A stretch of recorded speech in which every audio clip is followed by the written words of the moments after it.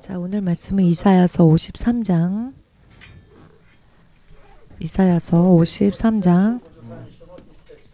1절에서 12절까지 읽겠습니다. 구약성경 이사야 53장 1절에서 12절까지 읽겠습니다. 소리내어 함께 읽겠습니다. 우리가 전한 것을 누가 믿었느냐?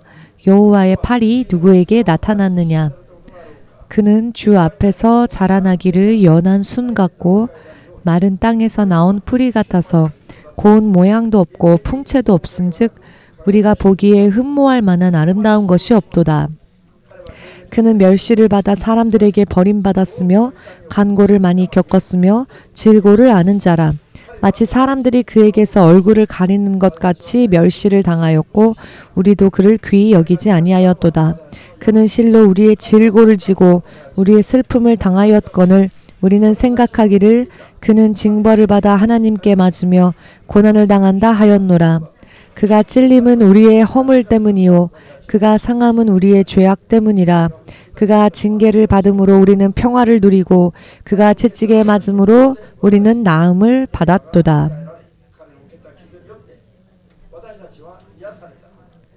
우리는 다 양 같아서 그릇 행하여 각기 제 길로 갔거늘 여호와께서는 우리 모두의 죄악을 그에게 담당시키셨도다. 그가 곤욕을 당하여 괴로울 때에도 그의 입을 열지 아니하였으며 마치 도수장으로 끌려가는 어린 양과 털 깎는 자 앞에서 잠잠한 양같이 그의 입을 열지 아니하였도다. 그는 곤욕과 신문을 당하고 끌려갔으나 그 세대 중에 누가 생각하기를 그가 살아있는 자들의 땅에서 끊어짐은 마땅히 형벌받을 내 백성의 허물 때문이라 하였으리요. 그는 강포를 행하지 아니하였고 그의 입에 거짓이 없었으나 그의 무덤이 악인들과 함께 있었으며 그가 죽은 후에 부자와 함께 있었도다. 여호와께서 그에게 상함을 받게 하시기를 원하사 질고를 당하게 하셨은즉 그의 영혼을 속건 제물로 드리기에 이르면 그가 씨를 보게 되며 그의 날은 길 것이요 또 그의 손으로 여호와께서 기뻐하시는 뜻을 성취하리로다. 그가 자기 영혼에 수고한 것을 보고 만족하게 여길 것이라. 나의 의로운 종이 자기 지식으로 많은 사람을 의롭게 하며 또 그들의 죄악을 친히 담당하리로다. 그러므로 내가 그에게 존귀한 자와 함께 몫을 받게 하며 강한 자와 함께 탈취한 것을 나누게 하리니 이는 그가 자기 영혼을 버려 사망에 이르게 하며 범죄자 중 하나로 헤아림을 받았음이니라. 그러나 그가 많은 사람의 죄를 담당하며 범죄자를 위하여 기도하였느니라. 아멘. 기도하겠습니다. 만군의 주 되신 하나님, 오늘도 이 시간 주님께서 이 세상에 있는 사람들에게 말씀하고자 하시는 그 말씀을 종의 입술을 통해 말씀하여 주시옵소서. 이 자리에 있는 한 사람 한 사람이 주님 앞에 나와 있음을 확신하고 또한 주님의 말씀을 믿음으로 듣는 바로 그 일이 믿는 자들의 주님의 자녀들에게 생명을 허락하시는 약속의 말씀으로 역사하심을 압니다. 성령으로 이 예배를 온전히 인도하여 주시옵소서. 빈손으로 온 사람이 있다 할지라도 육의 생각으로 이 자리에 왔다 할지라도 이 시간은 이제 이 시간부터는 믿음으로 성령으로 붙들림 바 되어 하나님의 자녀로서 하나님의 나라를 상속받는 하나님의 자녀로서의 신분을 회복할 수 있는 시간 될 수 있도록 도와주시옵소서. 모든 것을 주의 성령께 맡기오며 예수 그리스도의 이름으로 기도합니다. 아멘.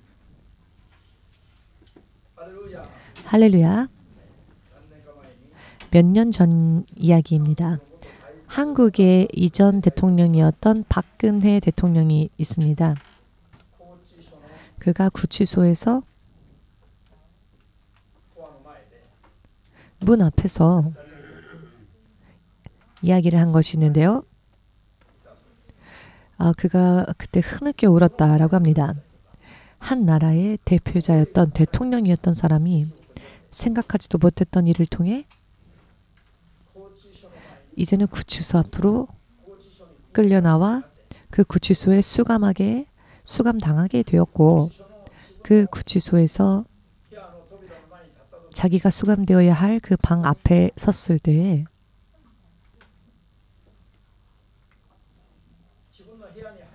자신이 수감되어야 할 그 방의 문을 열고, 그리고 그 구치소의 방으로 들어가야 하는데 들어가지 못했답니다. 그때 과연 어떤 생각을 하고 있었을까요? 한 나라를 대표하던 대통령이었던 사람이 이제는 구치소에 특별 수감되어지는 그 방에 들어가기 위하여서 붙들려가고 막상 그 문 앞에 섰을 때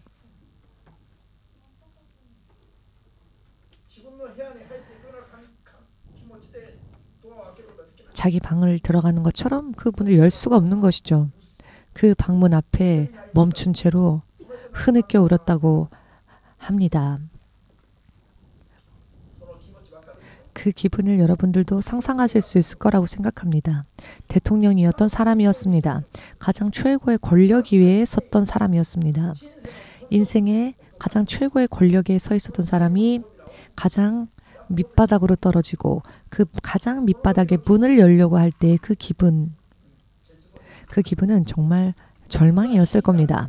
이것은 강제적으로 어찌할 수 없이 끌려 내려간 것이기 때문에 자기가 들어가고 싶지 않아도 들어갈 수밖에 없지요. 그런데 자기 스스로 이런 바닥의 길을 택하고 그 대통령의 자리를 버리고 형무소와 같은 곳으로, 구치소와 같은 곳으로 스스로 걸어가고자 한다면 이것은 결심한다는 것 자체도 어려운 일이고, 결심을 했다 할지라도 이것을 실행에 옮긴다는 것도 사실 생각할 수도 상상할 수도 없는 일입니다. 과연 그런 일을 할 사람이 있겠습니까? 그런 일을 한 사람은 없을 겁니다. 천지를 창조하시고 사람을 만드시고 이 세상을 영원히 다스리시는, 통치하시는 왕 되신 하나님께서, 그 예수님께서 당신의 나라를 뒤로 하시고 당신의 자리를 뒤로 하시고, 이 세상은요 영적으로 볼 때에는 지옥으로 던져지기 전에 마귀가 갇혀있는 구치소와 같은 곳입니다. 마귀의 구치소와 같은 곳입니다. 이 땅은 영적으로 볼 때 영적으로 마귀의 구치소와 같은 곳으로, 마귀가 공중 권세를 잡고 있는 이곳으로 하나님의 아들이신 예수님께서 당신의 자리를 버리시고 이곳으로 내려와 33년이라는 시간을 지내시기 위하여서 오시고자 한 그 결심이요. 그 결심을 과연 할 수가 있는 이야기이겠습니까? 대통령이 아니었다 할지라도, 왕이 아니었다 할지라도, 여러분 여러분들이 지금 현실 속에서, 지금 여러분들의 입장에서 지금 여러분들이 가지고 있는 것을 다 버리고 저 일본의 형무소로 30년 동안 들어가라 라는 선고를 받게 된다면, 여러분 전혀 고민하지 않고 후련하게 알겠습니다, 이렇게 순수하게 네 알겠습니다 하고 들어갈 사람이 과연 있겠습니까? 여러분 스스로에게 자문자답 한번 해보십시오. 그것이 가능한 이야기인지, 할 수 있는 이야기인지. 왕이 아니라 할지라도 지금 우리가 일반 서민으로서 살고 있는 이 지금 현재 상황 속에서 일본의 형무소로 33년간 들어가라는 것만으로도 누구라도 네 가겠습니다 라고 할 수 없을 겁니다. 여러분도 못하고요. 할 수 있는 사람은 없을 겁니다. 그런데 예수님께서, 자, 오늘의 제목은요, 예수님께서 받으신 고난, 예수님의 그 고난으로 인해 사람의 죄가 대속되어졌다라는 것입니다. 사람의 죄가 대신 그 값을 치르게 되었습니다. 예수님이 겪으신 고난은, 그 고난은 십자가 위에서 못 박히시는 것만이 예수님이 겪으실 고난이 아니었습니다. 예수님께서 당신의 나라를 뒤로 하신 그 상태부터가 고난인 겁니다. 33년이라는 시간 동안 형무소에서 수감되어져야 할 선고가 지금 여러분들 자신에게 그와 같은 선고가 내려졌다고 합시다. 그러면 낙담하지 않을 수 없을 겁니다. 누구라도 앞으로 33년간 형무소에 수감되어져야 한다면 이것이 얼마나 낙담할 수밖에 없는 상황이겠습니까? 그런데 예수님께서 이 세상에 오신 것은 일본의 형무소에 33년 우리가 수감되어지는 것 이상으로 상상할 수도 없는 만군의 왕 되신 예수님께서 이 세상에 마귀의 구치소와 같은 곳에 오신다고 하는 것은 상상할 수도 없는 더 고통스러운 일인 것입니다. 높이 있는 사람이면 그런 사람일수록 랭크가 조금만 떨어져도 고통받습니다. 정신 연령이 높으면 높을수록 부끄러움이나 수치를 당하면 그것을 견디지 못해합니다. 그런데 예수님께서는 가장 지극히 높으신 그 자리에 계셨으며 그분의 고귀하신 인격도 그러하시고 이 모든 것들을 다스리시는 분이 그 모든 것을 내려두고 33년이라는 시간 동안 이 땅에 오시는 것 자체가 예수님에게는 이미 상상할 수 없는 고통이었음을 여러분들도 믿으신다면 주님 앞에 영광을 돌리시기 바랍니다. 여러분들이라도 그리고 저라도 결단할 수 없는 일입니다. 온 세상의 사람들을 미혹해하고 자기를 바라보게 만드는 사탄도요. 그런 일을 할 수 없습니다. 이 일을 하실 수 있는 유일하신 분은 예수 그리스도 뿐이십니다. 그리고 예수님이야말로 참되신 하나님이십니다. 참되신 진정한 하나님이십니다. 예수님 이외에는 이 일을 할 수 있는 분이 이 세상에도 저 세상에도 단 한 사람도 존재하지 않습니다. 오직 이 일을 하실 수 있는 하나님께서 바로 예수님이시고 그 예수님의 이름을 우리는 구원의 이름으로 하나님의 이름으로 믿고 있다는 것이 이것이 얼마나 호흡 있는 자들에게 가장 최고의 선물이며 축복인지 마음으로부터 진실로 믿으시고 여러분 자부심을 느끼시고 기뻐하시면서 하루하루의 삶을 믿음으로 의미를 잘 모른다 할지라도 여러분 믿음으로 사시길 바랍니다. 아멘. 오늘은 특별히 다음 주가 여러분 고난주간입니다. 그리고 그 다음 21일 주일 예배는 예수께서 부활하신 날을 기념하는 예배가 됩니다. 그런데 이런 어떤 절기와 같은 의미로서 또 날짜가 이렇게 되었구나. 또 이런 절기가 왔구나. 믿음도 없이 아무런 감흥도 없이 이런 고난주간 다음 주는 고난주간이구나.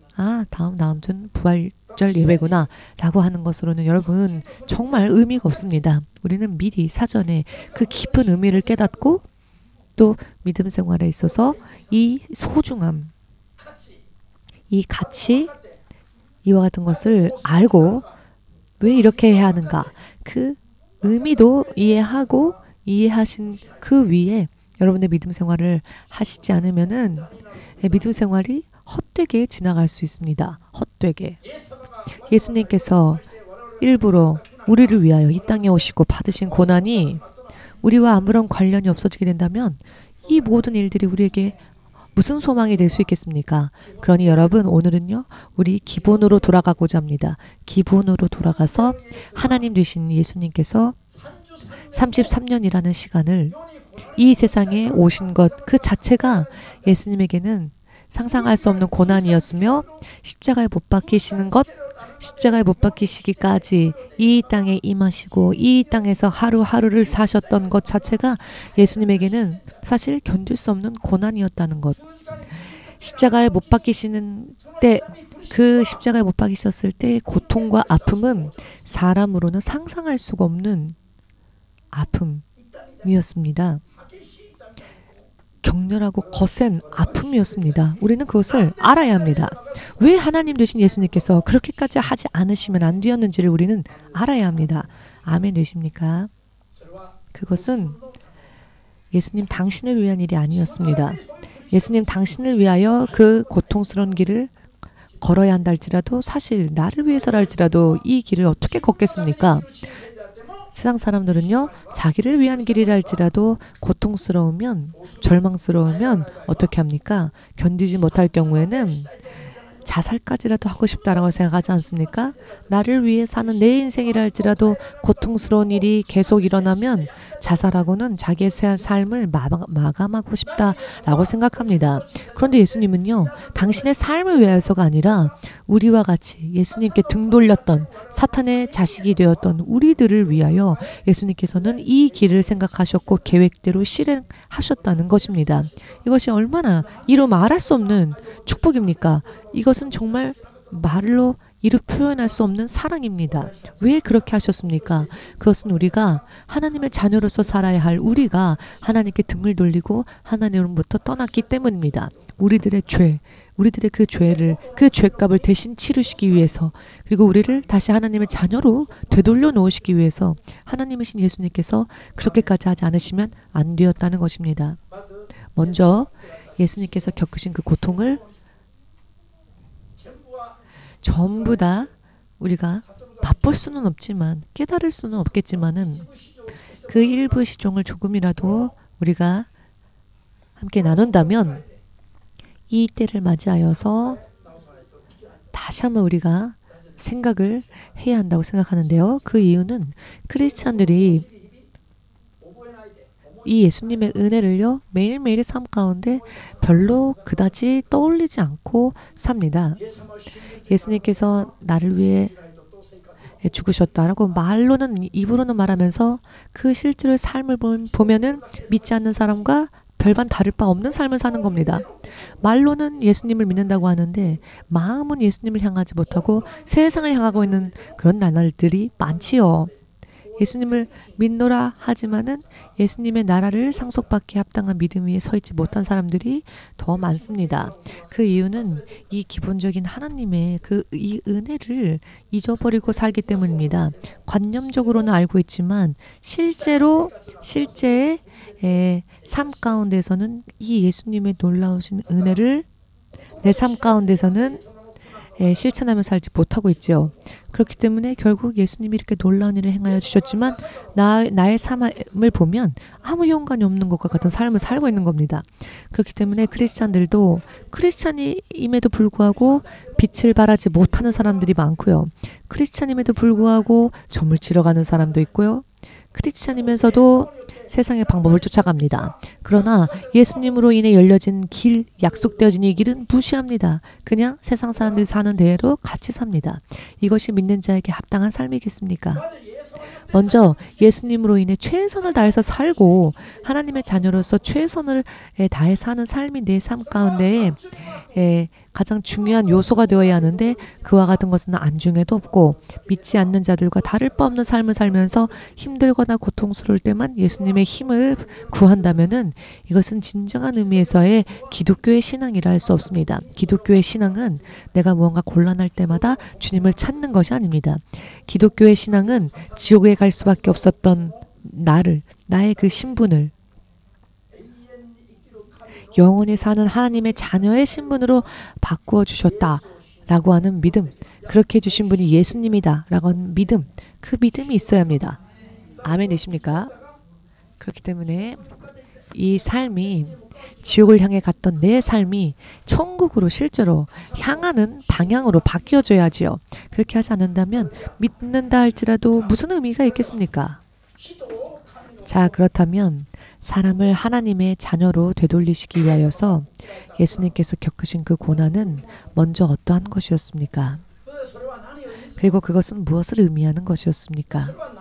그것은 무엇을 위하여 거기까지 하셨는지를 우리가 생각을 해볼 필요가 있습니다. 잠시 전에 말씀드린 것처럼 예수님은 하늘의 보호자를 뒤로 하시고 이 땅에 오셨지만 그것 자체가 고난이었다라는 말씀을 드렸지요.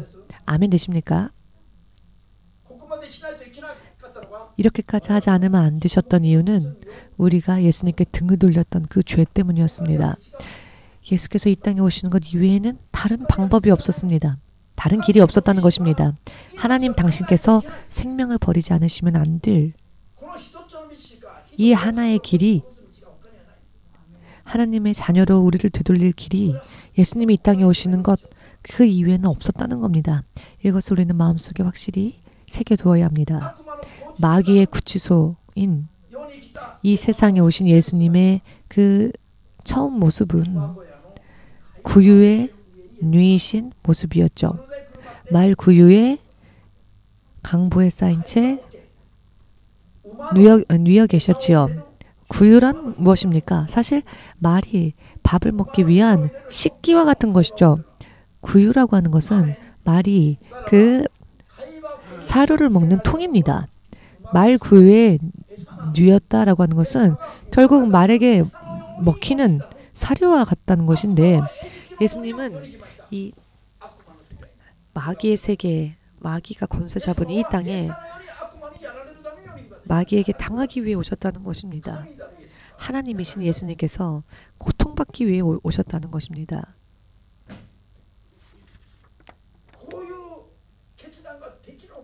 그런데 이렇게 할 수 있습니까? 이것을 결단할 수 있습니까? 왜 이와 같은 일을 하셨습니까? 여러분, 한 사람은 한 사람을 위해서 하셨다는 것입니다. 그런데 오늘날 크리스찬들은 이 예수님을 따라가고 예수님의 자녀가 되어야 할 우리가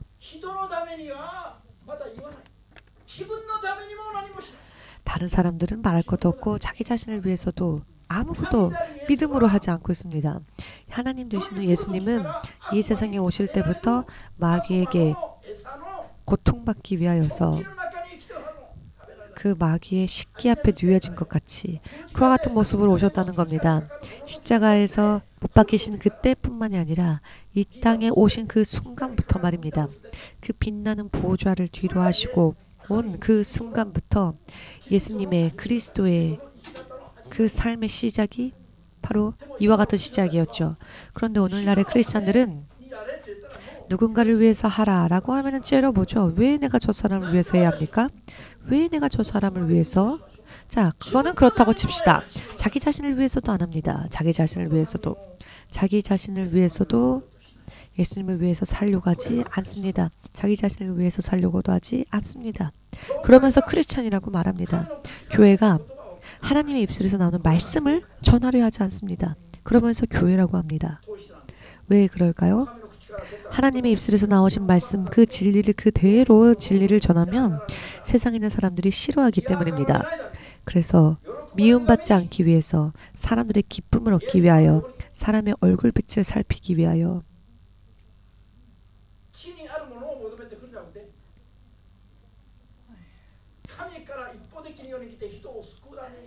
예수님처럼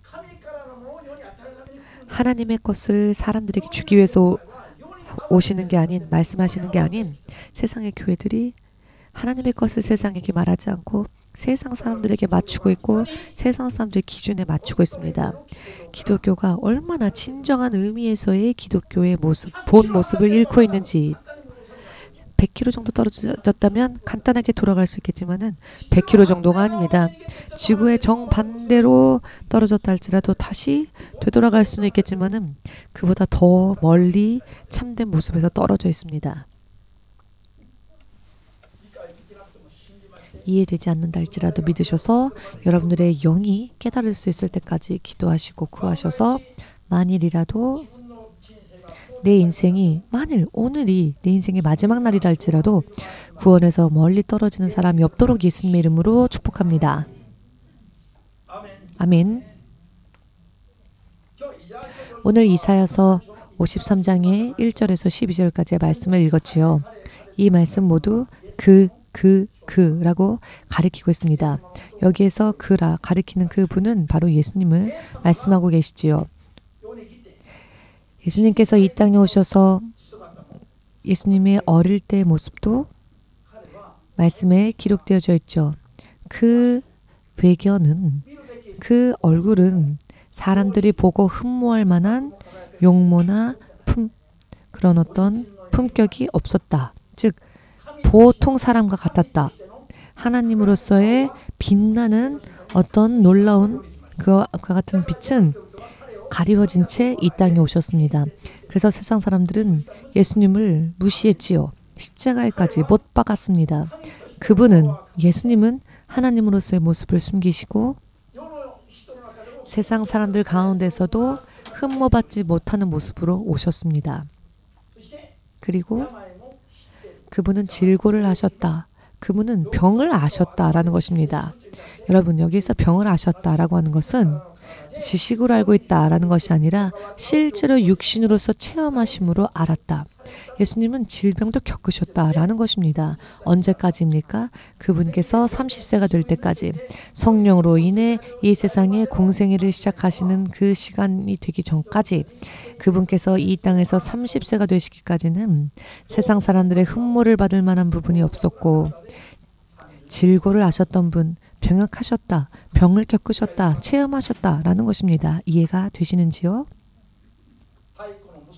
그분은 목수의 아들로 불리워졌고 그 가문도 사람들이 존귀히 여기는 가문이 아니었습니다. 사람들은 무시하는 서민의 가문에서 태어났지요. 서민의 집에서 태어났습니다. 사람들에게 무언가를 자랑할 만한 그럴 만한 가정이 아니었다는 것이죠.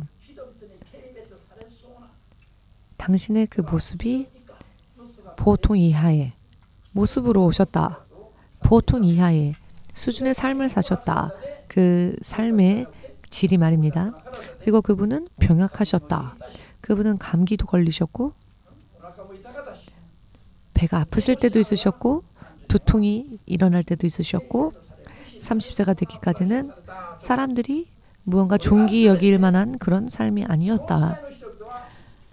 그 시대의 사람들이 이 모든 것이 하나님이신 예수님께서 세상 사람들의 모든 아픔과 고통을 대신 짊어지시기 위함이었다라는 것을 누가 알 수 있었겠느냐라고 오늘 읽은 53장 8절에 나와 있습니다.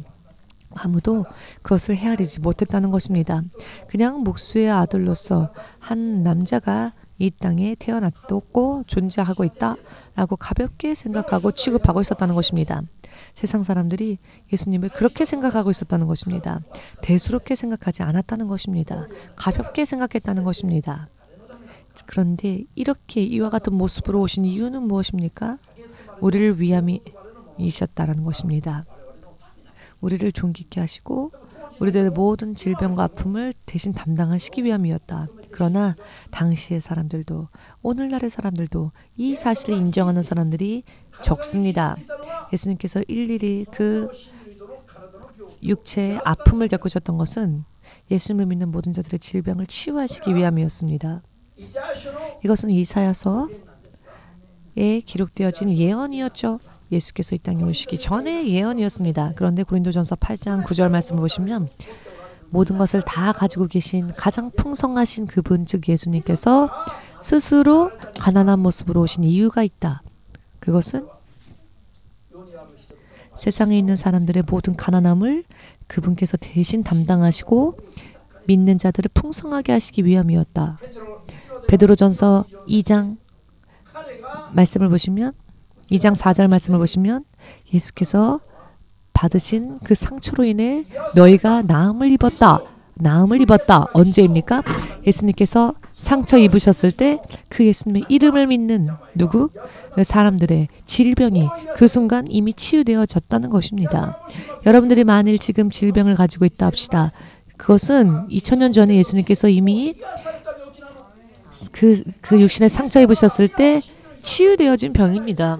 예수님은 이미 2000년 전에 우리들의 모든 아픔과 질병을 대신 담당하셨는데 왜 지금까지도 크리스찬들이 질병을 가지고 있는 것일까요?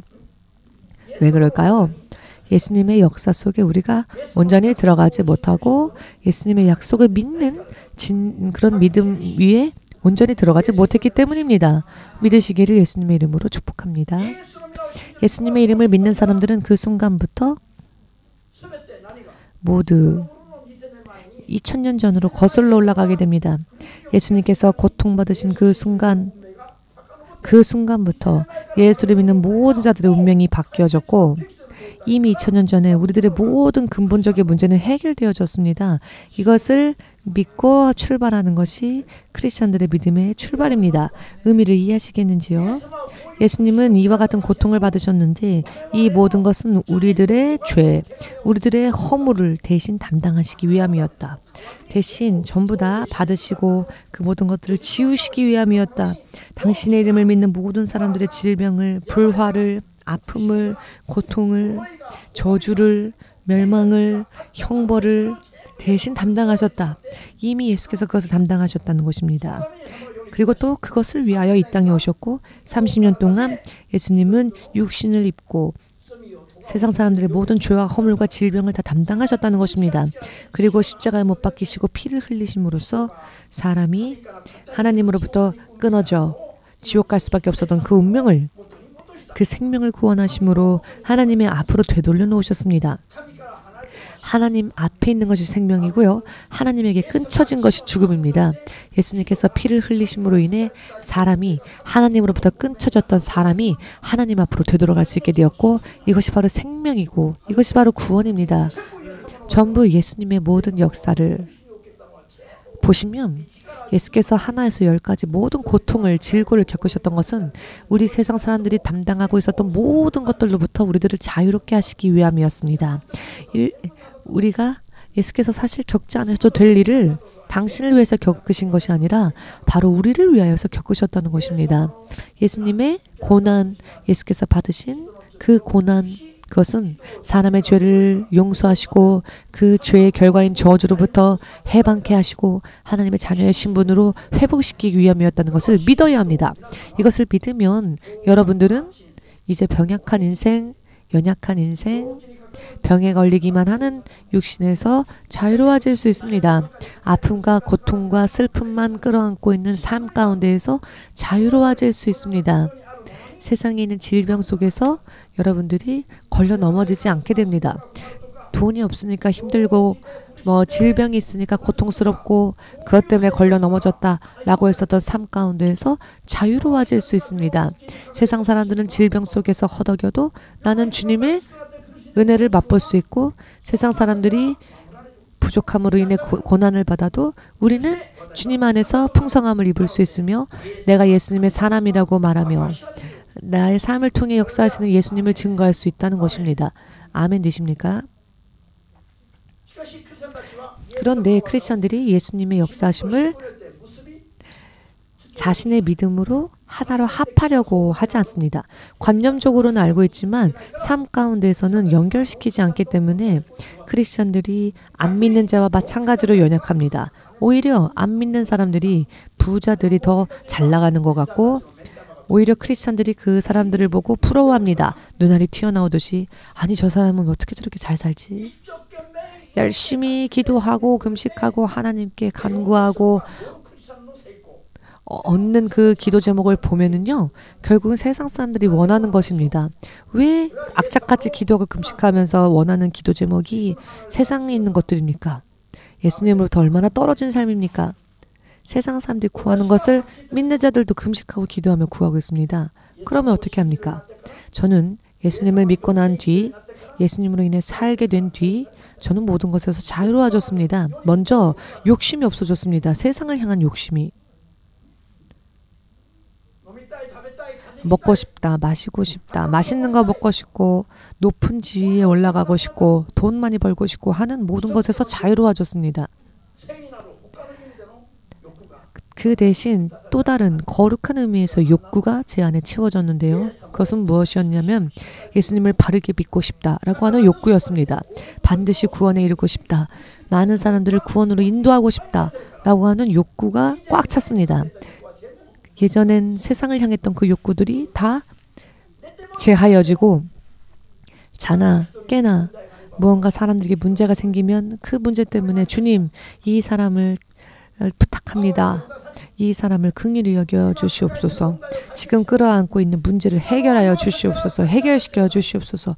이 연약하면서 일어날 수 있게 하여 주시옵소서. 지금도 믿음에서 온전히 서지 못하고 하나님처럼 하나님처럼 하나님을 닮는 삶을 살지 못하는 자들을 위해서 중보합니다. 그런데 이렇게 기도하는 것들이 제 안에서 일어나는 욕구입니다. 새로운 욕구. 한 사람이라도 더 많은 사람들을 천국으로 가는 길을 소개하고 싶다. 가장 슬플 때는 언제냐면은 여러분들의 믿음이 흐트러질 때입니다. 여러분들의 믿음이 흐트러질 때, 그때가 저는 제일 슬프고 제일 고통스럽습니다. 하나님 앞에 뜨겁게 구할 때도 어떻게 하면 될까요? 어떻게 하면 될까요? 예수님, 예수요. 어떻게 하면 될까요? 어떻게 하면 될까요? 이 사람을. 그것이 저의 가장 큰 욕구가 되었습니다. 예수님의 고통을, 예수께서 겪으신 그 고통의 역사가 전부 우리들의 운명을 바꾸기 위한, 예수님께서, 하나님이신 예수님께서 이렇게까지 하지 않으시면 안 되었던 바로 우리의 그 죄가 얼마나 심각한 것이었는지 그것이 너무나도 생생하게 보이게 되었기 때문입니다. 여러분, 사람이 범한 죄는, 사람들은 자신들의 죄를 그다지 대수롭지 않게 생각합니다. 선과 악을 구별하는 열매, 즉 선악과를 따먹지 말라 하신 계명을 하나 어겼죠. 그런데 계명을 하나 어기는 것은 사람들은 대수롭지 않게 생각합니다. 그러나 결국 그것이 하나님이신 예수님의 생명을 요구하는 죄가 되었습니다. 하나님이신 예수님의 생명을 요구한 그 죄가 무엇입니까? 하나님의 말씀을 아무렇지도 않게 어긴 그것이었습니다. 하나님의 말씀을 아무렇지도 않게 어기고 살았던 그 것들 하나하나가 결국 예수님의 생명을 요구하게 되었습니다. 당신이 간단하게 대수롭지 않게 생각하고 범한 그 죄가 하나님이신 예수님의 생명을 집어삼키려 하고 있다. 여러분, 저 사막 등등에 가시면 뱀이 있습니다. 뱀이 입을 이렇게 크게 벌린 모습을 보신 적 있습니까? 마치 그와 같이 말입니다. 집어삼키기 위해서, 코브라가 집어삼키기 위하여서 우리들이 범한 죄로 인해 이 죄가 예수님이신 하나님이신 예수님의 생명을 집어삼키려고 한 것입니다. 한번 해보시겠습니까? 우리가 아무렇지도 않게 생각하고 대수롭지도 않게 생각했던 그 죄가 하나님의 생명을 요구하는 죄가 되었다는 것입니다.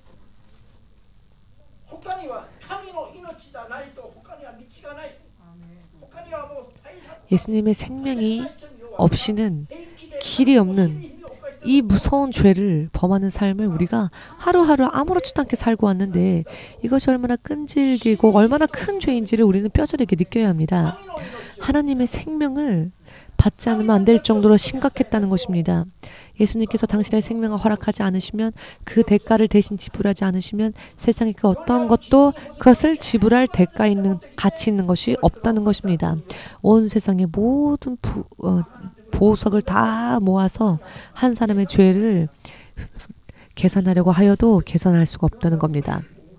왜냐하면 세상 사람들의 죄가 세상 안에 있는 것보다 더 크기 때문입니다. 그래서 세상을 창조하신 하나님이신 예수님의 생명이 아니고서는 세상 사람들이 범하는, 아무렇지도 않게 범하는 그 죄들, 아무렇지도 않게 대수롭지도 않게 범하는 하나님의 말씀을 어기는 죄를 구속할 만한 다른 길이 없었다는 것입니다. 그럼에도 불구하고 우리가 크리스찬이 되었음에도 불구하고 아무렇지도 않게 죄를 범하고 죄 짓는 삶을 오히려 재미있어 하고 그 죄를 내 안에서 없애려 노력하지 않는다면 믿음에 대한 이해가 아직 이루어지지 않았다는 겁니다. 크리스찬들의 믿음의 이해가 아직 이루어지지 않았고 크리스찬으로서의 출발이 제대로 이루어지지 못했다는 겁니다. 크리스찬의 출발은 예수님의 생명으로 인해 내가 섰다라는 것입니다. 여러분, 누군가의 생명으로 인해 내가 지금 살고 있다고 생각을 해보십시오. 옛날에 나쁜 왕들은 자기가 장수하기 위해서 젊은 자들을 죽이고 그 피를 취하여서, 그 젊은 피를 취하기 위해서 마시는 자들도 있었다라는 이야기를 여러분 들으신 적 있으시지요?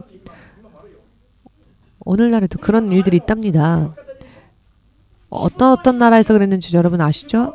자신의 수명을 연장하기 위하여서 젊은 자들을 모여놓고는 그 피를 취하고는 자기의 피로 지금 바꾸는 그런 일들이 있다고 하지요. 독재자들 가운데서도 그런 일을 하는 사람들이 있다고 하는데 이게 얼마나 끔찍한 일입니까? 우리들은 그런데 내가 살기 위해서 하나님의 피를 받고 있습니다.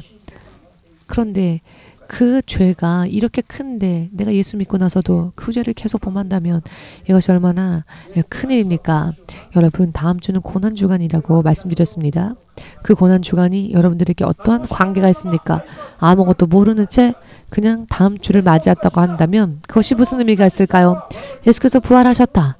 그러나 그 부활이 우리와 무슨 상관이 있을까요? 크리스찬이 되었음에도 불구하고 내가 이것의 의미를 알지 못한 채 내 마음대로 삶을 살아간다면 이 예수님의 고난과 예수님의 부활이 나와 아무 상관이 없어지게 된다는 것입니다. 이것을 깨닫고 내가 범하는 죄는 예수님의 피를 빠는 그런 죄였다. 여러분, 이것이 보이십니까? 보이지는 않죠. 그러니까 믿어야 한다는 겁니다. 보이면 믿으라고 말할 것도 없습니다. 보면 아니까요. 그러나 이것은 보이지 않으니까 믿으라고 하는 겁니다. 여러분, 우리가 범한 죄가 예수님의 피를 빨아먹는 죄였다.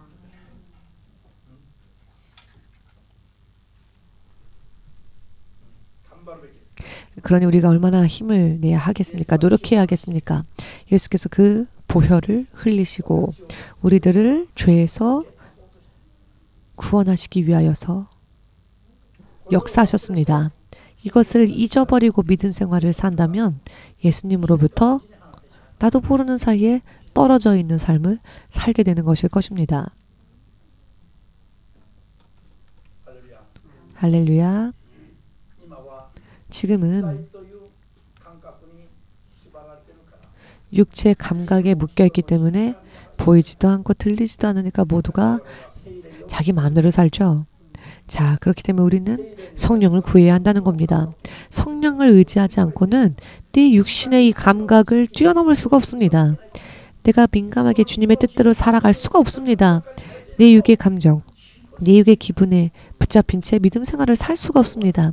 그렇기 때문에 우리는 누구에게라도 성령이 필요한 겁니다. 아, 오늘은 약속이 있어, 오늘은 일이 있어, 오늘은 친구하고 만나야 되고, 오늘은 내 기분, 감정이 교회를 갈 기분이 아니야 등등.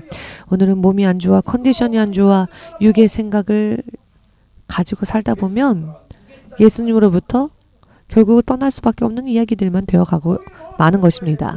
이와 같은 것을 뛰어넘기 위해서는 성령의 도우심이 있어야 합니다. 그러니 우리는 성령의 도우심을 필사적으로 구하여서 나가야 합니다. 그러면 내 육의 기분과 감정을 뛰어넘을 수가 있고 하나님의 음성을 들을 수 있게 되며 하나님께서 무엇을 내게 원하시는지를 이해할 수 있게 되고 겨우 믿음 생활을 겨우 할 수 있게 되는 겁니다. 겨우 보이고 내가 지금까지 얼마나 예수님의 피를 빨아먹는 것과 같은 삶을 아무렇지도 않게 태연하게 살아왔는지를 알 수 있게 될 겁니다. 생각해 보십시오. 우리의 이 모습이 얼마나 비참한지, 얼마나 볼품없이 초라한지.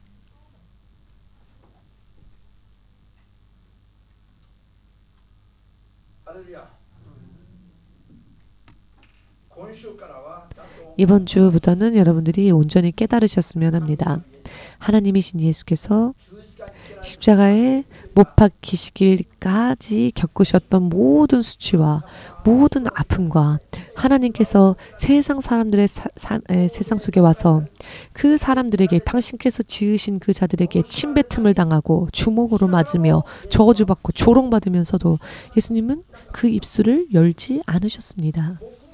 그저 묵묵히 마치 죄인과 같은 모습으로, 죄인이 아니심에도 불구하고 죄인과 같은 모습으로 여러분들을 대신하여 그 죄 받는 자리에 계신 겁니다. 사람들은 누가 뭐라고 말하면요, 다 듣지도 않으면서 막 화를 내고 말을 내죠. 받아치죠. 이렇게 작은 우리를 할지라도 무언가 기분 나쁜 말 들으면 금세 받아치죠. 되받아칩니다. 뭐라고? 다시 한번 말해봐. 이러면서 말입니다. 이런 우리들의 모습을 보십시오. 그러면서도 내가 크리스찬인가? 예수님은요, 하나님이심에도 불구하고 아무런 죄가 없으신 그분께서 죄 많은 자들에게 조롱을 받으셨지만 결코 그 입술을 열지 않으셨고 묵묵히 마치 도살장으로 끌려가는 어린 양과 같이 아무런 소리도 외치지 아니하시고 마지막까지 끝까지 묵묵히 그 길을 걸어가셨습니다. 그 이유는 전부 우리 한 사람 한 사람을 위함이었습니다. 우리 한 사람 한 사람을 떠올리시며 내가 너를 구원하기 위해, 내가 너를 살리기 위해 내가 이 길을 포기하지 않고 끝까지 간다 라고 하신 것입니다. 제가 6년인가 7년 전에 예수님께서 저에게 말씀해 주시기를 십자가의 길을 걸어가실 때, 십자가에 못 박히실 때까지 예수님께서는 온 인류를 다 합쳐서라는 것이 아니라 우리 한 사람 한 사람, 주님 안에 있는 그 한 사람 한 사람을 전부 다 생각하시고 떠올리시면서 내가 너를 위해 내가 죽노라 하며 가셨다는 겁니다. 그냥 모두를 하나로 통합해서가 아니라 한 사람 한 사람의 얼굴을 떠올리시고 그 한 사람 한 사람 주님께서 그 손바닥에 새기신 이름들을 부르시며 그들을 위해, 그 한 사람 한 사람을 위해 그 길을 걸어가셨노라고 예수님이 저에게 말씀해 주셨습니다. 예수님께서 십자가에서 죽으시기까지 2000년 전의 이야기지만 2000년 후에 태어날 우리들까지도 예수님은 떠올리시고 기억하시며 그 주님 안에 계획 속에 있는 우리 모든 자들, 그 미래에 태어난 우리 모든 사람들까지 떠올리시며 그 길을 걸어가셨다는 것입니다. 믿으시면 주님 앞에 영광 돌리시기 바랍니다. 이것을 우리가 무가치한 것으로 만들면 안 됩니다. 이것을 가치 없는 것으로 만들어버리면 안 됩니다. 아멘 되십니까? 하나님의 생명을, 예수님은 당신의 피를 그 한 방울조차 아끼지 아니하시고 다 쏟아 부으셨습니다. 그 정도로 우리 한 사람 한 사람이 얼마나 존엄한 존재인지 아십니까? 우리 한 사람 한 사람이 그런 존재입니다. 우리 옆사람에게 말해 보십시오. 예수님의 생명이 아니면 살 수 없을 정도로 당신은 존엄한, 존귀한, 가치 있는 사람이십니다. 할렐루야. 그러니 옆사람 미워하지 마시고요. 이 옆사람이 하나님의 생명, 예수님의 생명이 아니고서는 살 수 없을 정도로 그렇게 존귀하고 가치 있는 사람이 지금 여러분들 옆에 얼마나 많이 앉아 있습니까? 금은 보화 보석이 여러분 옆에 아무리 쌓여 있어도요, 산처럼 산더미처럼 쌓여 있었다 할지라도요, 그것은 사실 쓰레기와 다를 바가 없습니다. 지금 여러분 옆에 있는 그 한 사람 한 사람이 바로 예수님의 생명으로 인해 대속하심을 받고 예수님께서 사신 여러분들 옆에 있는 그 한 사람 한 사람이 세상 최고의 가치 있는 존엄한 존재이고요. 하나님의 생명이 그 안에 있습니다. 바로 옆에 있는 여러분들의 한 사람 한 사람, 옆에 있는 분들이 말입니다. 저 녀석, 저놈 뭐 이렇게 불렀던 그 사람이, 저놈, 저 녀석 했던 그 사람이 그렇게 존귀한 사람이라는 겁니다. 다시 한번 우리 옆 사람의 얼굴을 바라보시고 존귀한 분이십니다. 네, 얼마나 사랑스럽습니까? 농담이 아니고요. 사람의 말로 표현하는 것 이상의 가치가 여러분들 한 사람 한 사람 안에 있습니다. 이것을 여러분 무가치한 것으로 만들면 안 되죠. 이렇게 가치 있는 우리 한 사람 한 사람인데 예수님께서 왜 그렇게 굴욕을 당하셨습니까? 예수님의 생명을 대신 주지 않으면 살 수 없는 여러분들의 그 존엄한 생명 때문이었다는 겁니다. 그렇기 때문에 이 길을 가볍게 생각하지 마십시오. 결코. 그렇기 때문에 내가 죄에서 벗어날 수 있도록, 그리고 나에게 주신 이 길을 걸어갈 수 있도록 노력을 해야 합니다. 여러분들은 별보다, 해보다, 달보다 더 빛나야 할 존재들입니다. 저 별, 저 달, 저 해는요, 지금 아무리 저렇게 빛나고 있어도 대심판 후에 천지가 다 체질이 녹는다고 했습니다. 사라집니다. 그러나 여러분의 영혼은 영원히 주님 앞에 빛나는 해보다도 별보다도 더 존엄한 존재들입니다. 바로 그것이 여러분들 한 사람 한 사람의 영혼의 가치이기 때문에 예수님은 당신의 생명을 대신 주시고 대속하심으로써 예수님의 그 생명을 미련 없이 버리신 것입니다. 미련 없이 버리셨지만 그렇다고 해서 그것이 고통스럽지 않았겠습니까? 얼마나 고통스러우셨겠습니까? 몸이 찢기고 마음이 찢기고 정신이 찢기는 정말로 고통스러운 그 길을 묵묵히 그 입술을 열지 아니하시고 마지막까지 바로 당신을 위해 걸어가셨다는 것을 자나 깨나 잊지 마시길 주의 수 이름으로 축복합니다. 아멘. 진실로 그러하기 때문입니다. 사람의 말로 자세하게 설명을 할 수가 없습니다. 왜냐하면 너무나도 리얼하게 예수님께서는 잔혹하고도 비참한 그 길을 실제로 걸어가셨기 때문입니다. 여러분 한 사람 한 사람의 이름을 부르시고 여러분 한 사람 한 사람을 포기하실 수 없었기 때문에 누구를? 여러분을 가리키십시오. 바로 나를 위해서. 옆 사람뿐만이 아니라 여러분이 바로 여러분 한 사람 한 사람을 예수님께서 포기하실 수 없었기 때문에 여러분들의 얼굴을 떠올리시며 여러분들을 포기할 수 없었기 때문에 예수님께서는 그 모든 아픔과 고통을 묵묵히 걸어가셨다. 싫다하지 아니하시고 걸어가셨다라는 것입니다. 아멘 되십니까? 왜 예수님은 그렇게까지 하지 않으시면 안 되셨을까요? 그렇게까지 예수님께서 그 생명을 버리지 아니하시면 사람들이 예수님께로 하나님께로 돌아갈 수 있는 길이 없었기 때문에 선택할 길이 하나밖에 없었기 때문입니다. 왜 기독교를 독선적이라고 할까요? 왜 융통성이 없다고 할까요? 왜 융화가 되지 못할까요? 다른 곳에는 길이 없기 때문에 그렇습니다. 아멘 되십니까? 다른 길이 있다면요 얼마든지 타협할 수 있죠. 그러나 다른 길은 없기 때문입니다. 독선적이다라는 말을 듣는다 할지라도 이기적이다라는 말을 듣는다 할지라도 어쩔 수 없는 것은 이 길이 하나밖에 없고 예수님이란 길 위에는 다른 길이 없기 때문입니다. 그것도 예수님께서 죽으시는 이 길 위에는 다른 길이 없었다는 것입니다. 만일 선택할 수 있는 사항들이 많았다면 예수님께서도 이 길만큼은 피하고 싶으셨습니다. 이 잔을 내게서 지나가게 하옵소서라고 기도하실 정도였습니다. 그러나 그 이외에는 선택할 수 있는 길이 없었다는 것입니다. 그렇기 때문에 예수님은 피하고자 했었던 그 마음을 버리셨습니다. 그렇습니다. 예수님께서 세상에 오신 그 순간부터 십자가에 못 박히셔서 죽음을 당하시는 33년 6개월이라고 하는 이 시간, 어떤 의미로는 긴 시간이죠. 형무소에 수감된 것과 같은 삶이니까요. 이 세상에서 여러분 3년 동안 형무소에 들어가라고 해도 이 자리에 계신 대부분의 사람들이 아마 패닉 상태가 될 겁니다. 죽고 싶어질 겁니다. 너는 3년 감옥에 들어가라. 후쿠오카 감옥에 3년 복역해라 하면 모두가 패닉 상태가 되지 않겠습니까? 그런데 예수님은 33년이라는 시간을 자, 그 하루하루가 고난의 시간들의 연속이었다는 것입니다. 십자가에 못 박히실 때 그 신경이 찢기고 뼈가 부서지고 정신 상태가 다 갈기갈기 찢겨지고 정말로 가장 비참한 죄인의 모습으로 헤아려졌지만 예수님은 신음소리조차 내지 아니하시고 묵묵히 그 길을 걸어가셨던 것은 이 길 위에는 바로 당신을 구원할 길이 없었기 때문입니다. 아멘 되십니까? 이 예수님의 역사하심을 정말 믿으신다면 여러분 이제 더 이상 질병으로 고통받지 마십시오. 질병 속에서 나오십시오. 2000년 전에 예수님께서 이미 여러분들 치유하셨다 하셨습니다. 그런데 왜 우리는 아직도 질병 속에 묶여 있을까요? 사실은 크리스찬들은요 가난과 질병 속에 있어서는 안 됩니다.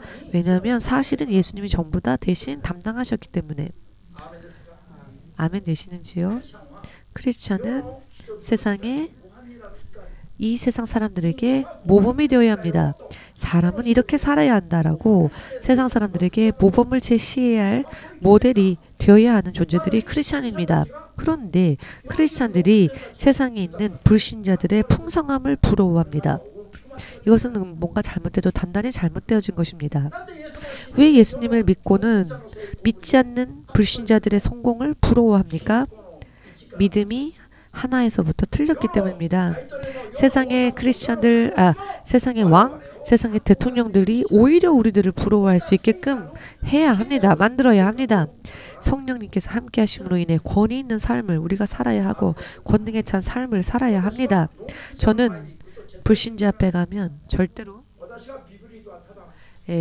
비굴해지지 않습니다. 제가 비굴해지는 사람은 어떤 사람이냐? 영적으로 저보다 강한 사람, 그런 사람들 앞에 갔을 때는 저는 겸손하게 되어집니다. 그러나 다른 예를 들어 세상의 것을 많이 가지고 있는 사람 앞에 섰을 때는 오히려 그 사람이 불쌍하고 가엾게 느껴집니다. 의미를 이해하시겠는지요? 세상 사람들을 세상 안에 있는 것들에게 지지 마십시오. 세상 안에 있는 것들 때문에 비굴해지지 마십시오. 여러분들 안에는 더 선하고 더 나은 것이 있습니다. 크리스천으로서 산다고 하는 것은 존엄한 하나님의 자녀로서 산다는 것이 됩니다. 여러분, 예수님을 알지 못하는 사람들 앞에 우리는 당당하게 자부심을 가지고 살아야 합니다. 믿지 않는 자들이 오히려 동경하게끔 해야 합니다. 크리스천들의 삶을 보고 크리스천은 무언가 다르다. 세상 사람과는 다르다. 그런 길을 보여주어야 합니다. 이와 같은 믿음의 기본에 있어서 말입니다.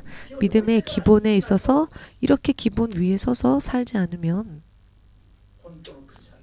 진정한 크리스천이라 말할 수 없을 것입니다. 오늘은 그 기본으로 돌아가길 원합니다. 기본이라고 해서 무시하지 마십시오. 기본이라고 해서 초보라는 것이 아닙니다. 기본은 무엇입니까? 기본이란 것은 무엇입니까? 하나님의 생명을 받고 출발하는 기본이 됩니다. 그러니 이게 전부인 겁니다. 세상 사람들은요, 흉내도 할 수 없는 일입니다. 차원이 틀린, 레벨이 틀린 이야기이니 우리는 얼마나 자부심을 가져야 하겠습니까? 우리의 신분이 그러한데 믿으십니까? 자, 앞으로는 죄에서는 철저하게 벗어나기 위해 노력합시다. 몸부림을 칩시다. 왜냐하면 예수님의 생명이 내 안에 있으니까. 그리고 세상을 향해 달려가는 사람들을 보고 부러워하지 마십시오.